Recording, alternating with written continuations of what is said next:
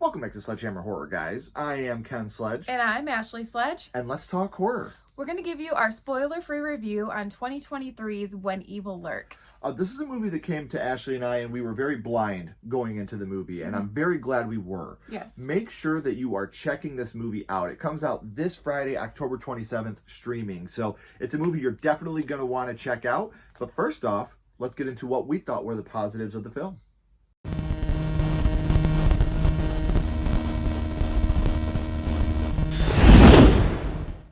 Okay, so first and foremost, we do have to talk about the elephant in the room. The movie is in Spanish. It does have English subtitles on it. So if that is something that takes you out of the film, it may not be for you, but I strongly recommend you check it out anyway. This was a film that I was involved in the whole time. I genuinely loved it. And I would much rather have Spanish language with English subtitles than really bad overdubbed English over top of it. So if that's not for you, I still recommend you check it out, but go in knowing the film is in Spanish with American subtitles. But it really still is easy to follow along, though, even with the subtitles. Right. Also, the practical effects are really good. There's parts where I was cringing, was like, ooh, like there's things oozing, just the way a particular evil person looks, it looks fantastic. Right. And I would even go as far as to say this movie's 98% practical. The CGI they use is not overdone, and it's used in very good spots where it's maybe farther in the background or done just off screen, so you can't see the amount of CGI they're using. It's done very, very well. Yeah, but it's not overdone, so. Exactly. It still looks really good. Another thing I really love about this film is the genuine struggle between good and evil, right and wrong. And the way that our characters have to go and zigzag in between what's right and what's wrong to try to make this work. And I'm a huge fan of possession movies, and this, I'm not going to say it reinvented the wheel, but it definitely did the possession movie a lot of justice. If you're looking for a great possession movie to watch, this is one that I would strongly recommend because they went above and beyond what a possession movie normally does. Yeah. So when you have the struggle between good and evil, right and wrong, and the way they're zigzagging between what they have to do and what they shouldn't be doing, it worked out really, really well. And the kills, oh, they are brutal and they look really good. Like I had talked about the practical effects. There are some kills and they are just so brutal and they look good, and it's amazing. Again, we don't want to spoil anything, so we're not going to get in depth on them. There's not many kills in the film. No, but the ones that there are, man, they go all out with I these look kills. at the kills in this movie like I look at the kills in the original Nightmare on Elm Street 1984. There's not many, but every one you see is very memorable. Effective. Yes. Very so effective. that's what I love about a film. When you can have a couple kills and make them super, super memorable rather than 100 kills where I remember 2 of them, this movie went all out on the kills that they had. And you usually don't see those in possession films. Usually it's, the possessed, and you get a death when the possessed person, when, the spirit leaves. Not this film. No. They are pissed. And speaking of which, it's very hard to get me on a jump scare. Yeah. This film has probably my favorite jump scare of the year. That jump scare, I did not really see that coming necessarily, and yeah, it got me for sure. I was just like, what? And what happens after the jump scare amplifies what's happening. For sure. I do gotta say, as a person that's not a fan of jump scares, I think a lot of times that comes with lazy writing. Yeah. We don't have enough effective scares, so what do we do to make you jump? We make you jump. That's what we do instead. This film did it the right way. But it wasn't like the welling of the music type of jump It scare. Like was this was like a genuine out of nowhere. Yeah, jump scare. They knew what they were doing on this jump scare, and like I said, 2023, we're almost done with the year. This is so far my absolute favorite jump scare of 2023 so far. For sure. There's also like this genuine family issue. There's, you feel the sadness, you feel for this family, when you're watching it, you're like in it, like you're pulled into this family and their issues, and you really do feel sad for them. And the demon makes it very apparent that he knows how to attack the families in the worst ways. There's insecurities for sure, and the things that, their issues that definitely attacks those. And the way that they go between the different families in the film, and they pull these families together, but they also are tearing them apart one by one at the same time. The demon definitely knew what it was doing in this film. Demon or demons, I don't know. This is spoiler free, so you got to check it out for yourself. So, we would have a lot more to talk about if we were going to be spoiling this. And I think this is a movie Ash and I are going to do a total deep dive on Yeah. Once we are able to. But we don't want to spoil it for people because we feel like this is a movie you should go into as blind as possible It and absolutely is. just blow your mind. Yes. So we talked about some of our positives, but there's no such thing as a perfect film. So let's get into some of the negatives of the film.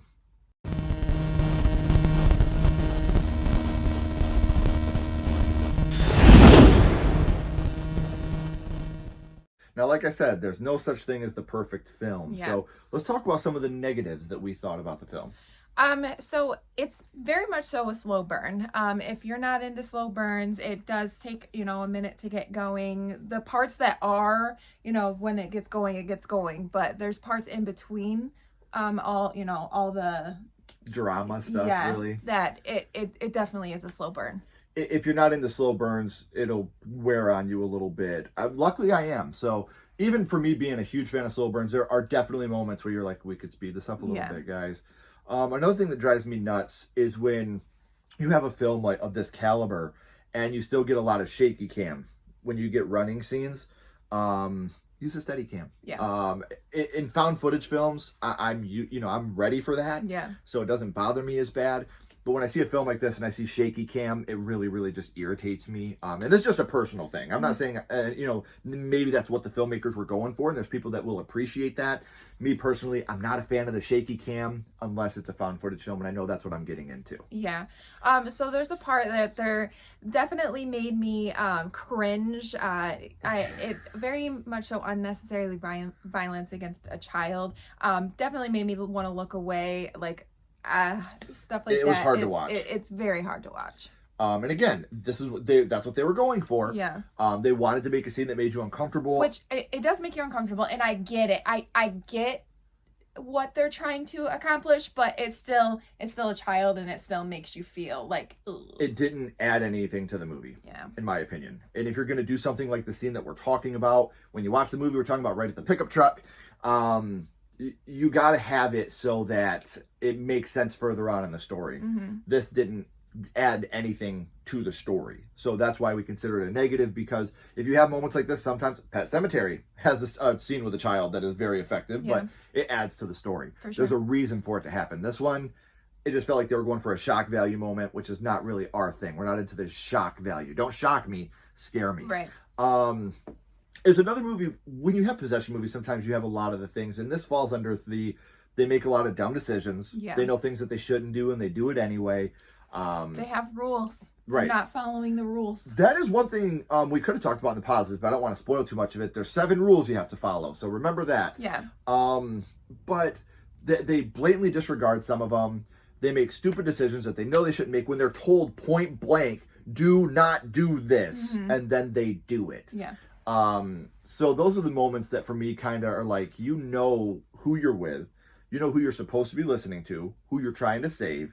Why would you be doing the exact opposite of what this person is telling you to do or not do? So that's another thing for me that just kind of was like irritating almost. I wouldn't say it's a negative because obviously it adds drama to the story. Yeah. But it's really irritating when you're watching and you're like, I've watched you make great decisions and then I watch you make these ones, which is a downfall to a lot of characters all the time. Plot purposes. Yeah, but at the same time, you're like, I've been watching this and then I'm irritated with some of the... It's hard for me not to spoil it, guys, but I'm irritated with the decisions. Why did you do that? Right, I'm irritated with you right now. Yeah. So. And the ending, I guess I don't want to say exactly, don't say that. I'm not going to say exactly what's going on, but the ending, it felt a little short. That's the perfect way to word it. It has a short ending.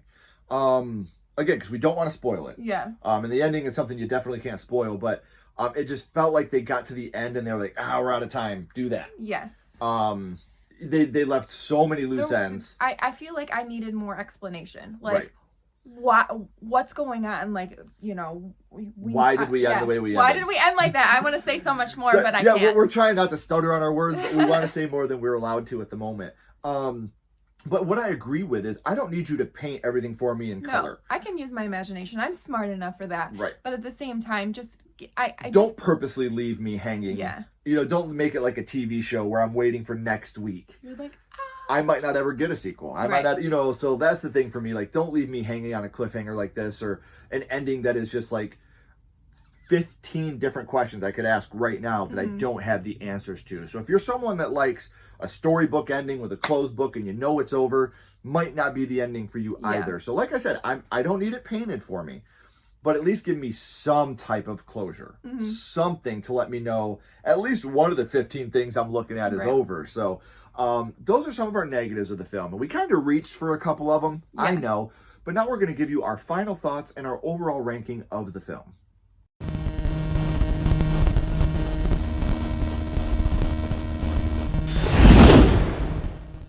So some of my final thoughts, like Ken said, we really did reach for the negatives that we did come up with. There's way more positives that do outweigh the negatives. I love brutal kills. I love a great practical effect and things that can gross me out. Love all that kind of stuff. So my final, I'm going to give it a probably a 3 out of 5. Okay. I think that's fair. It's very dark. There's a lot of sad moments. There's genuine scares. So I really did enjoy the movie. It entertained me. It did its job. We're actually going to agree on this. I'm going to give it a 3 out of 5 as well. And when you say it's dark, not only is it dark in story matter, a lot of the scenes are really dark. The cinematography is very dark and it's beautiful. Yeah, it is beautiful. There are some moments where I'm just like, it's a little too dark. Brighten it up a little, guys. Turn on you got to have more than one flashlight. But they explain why you can't. Again, sorry. Some of my final thoughts, brutal kills. Like I said, I love brutal kills. And some of these you're watching, you're just like, ooh. Like, you want to look away, but you just can't. I can't. I love that mix of almost slasher-esque brutal kills with the possession type of movie. I really want to try apple ice cream now. It does sound good. It does sound good. I would like to try apple ice cream. And another thing that we wanted to talk about, because I don't feel like this is a positive or a negative of the film, but in my overall thoughts, they do handle mental disabilities in this movie a little on the edge for me of being over the top. Yeah. They do have a great speech about autism and possession, which I thought was really something that had never really been tackled in a film that I had seen before. And they actually give a great speech about what could happen if someone with autism does get possessed. And we actually see something like that sort of take place in the film, maybe. I can't really say because it's spoiler free. But the way that they handled this person that had mental health issues, sometimes it borderlined on being over the top. Yeah. And it was hard to watch these scenes, but then you kind of get an explanation towards the end as to why they were so over the top with them. But at the same time, as we were watching it at first, I was like, this is a little much. You know, we're going a little too far with how they're portraying this. But like I said, overall, I'm going to give it a 3. And I feel like this is a film you should definitely check out.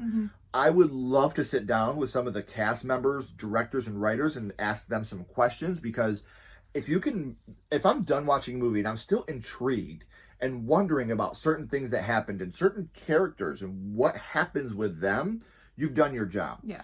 And there's a certain young lady I'm wondering what happened with.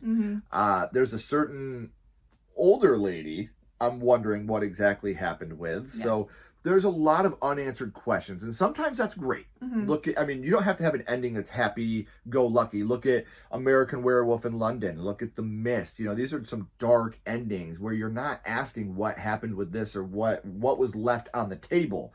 That's my biggest issue with this movie, is what was left on the table. So check it out for yourself, though. This is a film that I strongly recommend.